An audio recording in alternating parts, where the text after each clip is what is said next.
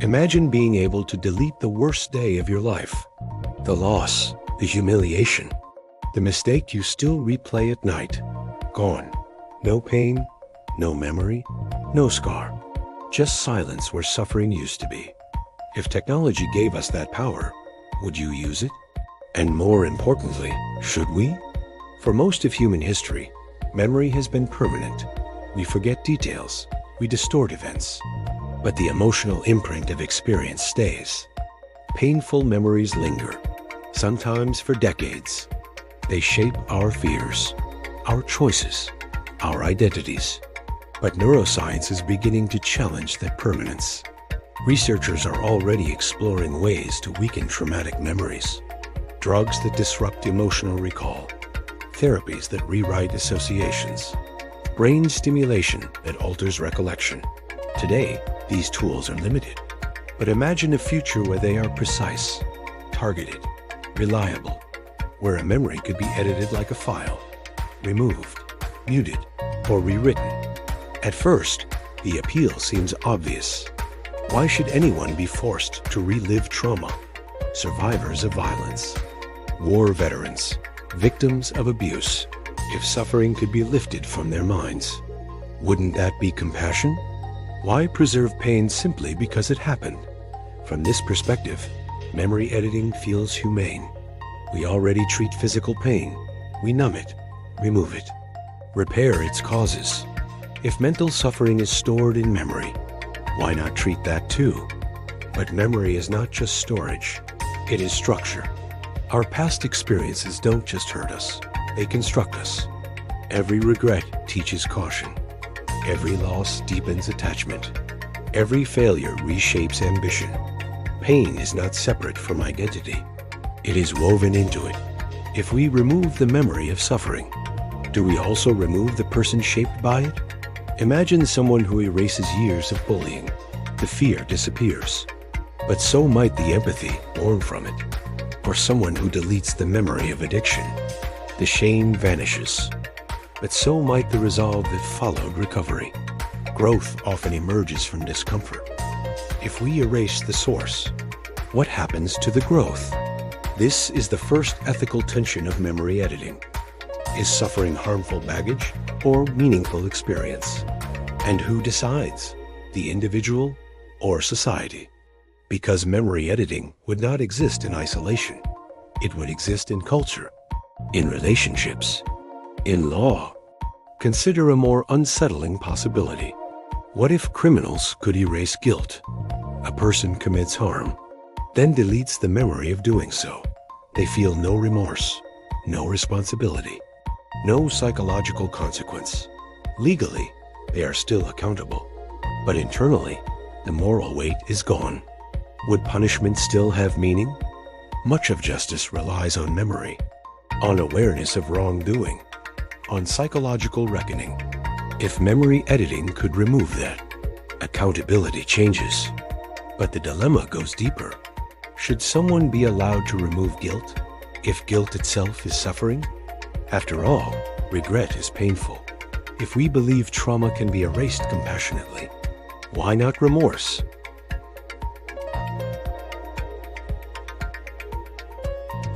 Memory editing blurs the line between them.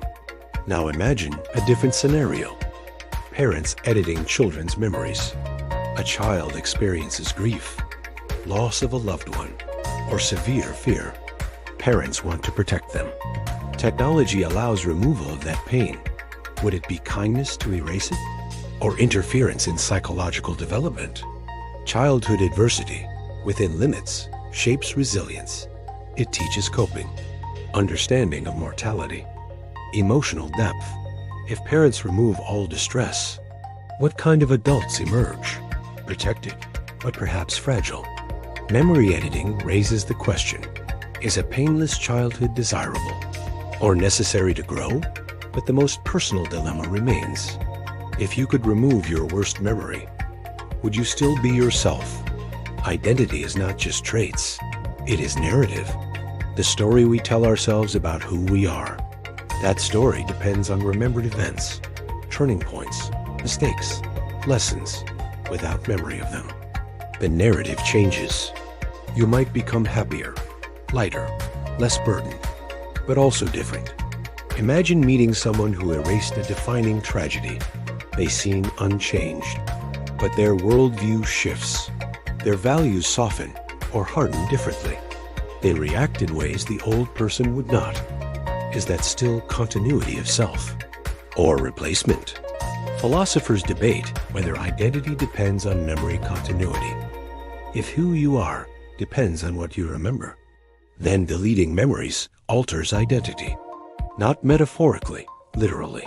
You become a modified version of yourself. Memory editing then becomes a form of self-engineering, like personality design or character revision. And this leads to another question. Should people be allowed to redesign themselves? We already accept therapy, medication, self-improvement, but those change responses to memory, not memory itself. Editing memory crosses a deeper boundary. It changes the past's presence inside the mind. If the past can be altered, authenticity becomes uncertain. What does it mean to have lived if memories are curated? Relationships would also shift. Shared experiences rely on mutual memory. Two people endure hardship together. One erases it. The other does not. Their shared past fractures. One remembers bonding through struggle. The other remembers nothing. Is that still the same relationship? Memory editing could create asymmetrical histories, different versions of events inside different minds. Truth becomes subjective in new ways. But there is also a counter-argument. Perhaps identity is not defined by suffering. Perhaps growth does not require pain. Perhaps people could remove trauma and still develop meaningfully. After all, not all suffering teaches. Some wounds only harm. Chronic trauma can limit life, not enrich it. If technology could free people from debilitating memories, denying that might be cruelty. So memory editing may not erase humanity. It may restore it. But then we must confront another boundary. Where does therapy end and enhancement begin? Removing PTSD is treatment. Removing ordinary heartbreak is enhancement. Removing embarrassment is optimization. If memory editing exists, lines blur quickly. Pain is subjective. What counts as trauma? What counts as normal suffering? What counts as acceptable memory? Society would need criteria, but suffering is deeply personal. One person's trivial pain is another's defining wound. So who decides? Doctors, governments, markets, or individuals themselves. Each option has consequences. If memory editing is freely available, people may sculpt painless lives. If restricted, people may endure avoidable suffering. There may be no neutral position. And beneath all these dilemmas lies a deeper question. Is suffering essential to human meaning? Many philosophies suggest struggle gives life depth. Without challenge, achievement feels empty. Without loss, love feels weightless. Without risk, courage has no context. If technology removed all painful memory, would meaning fade? Or would humanity simply evolve beyond suffering-based meaning? Perhaps future minds could flourish without trauma. Perhaps resilience could be taught without harm.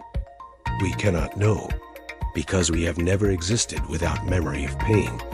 Memory editing would be unprecedented. It would change not only individuals, but the emotional architecture of society. Cultures remember collectively. History is shared memory. If individuals begin curating personal pasts, collective understanding shifts. What is remembered publicly may diverge from private minds, and memory itself may become optional. If that happens, experience changes. The past becomes editable. Identity becomes revisable. Suffering becomes conditional. And the human story becomes less permanent. So we return to the simplest question. If you could erase the worst memory of your life, would you? Would relief outweigh loss? Would freedom outweigh authenticity? Would you remain yourself? Or become someone lighter, but less shaped? Memory editing promises compassion. but risks alteration of identity. It could heal, or it could rewrite who we are. And the answer may differ for each mind. But one thing is certain. If humanity gains the power to edit memory, we will not just change what we remember. We will change what it means to have lived.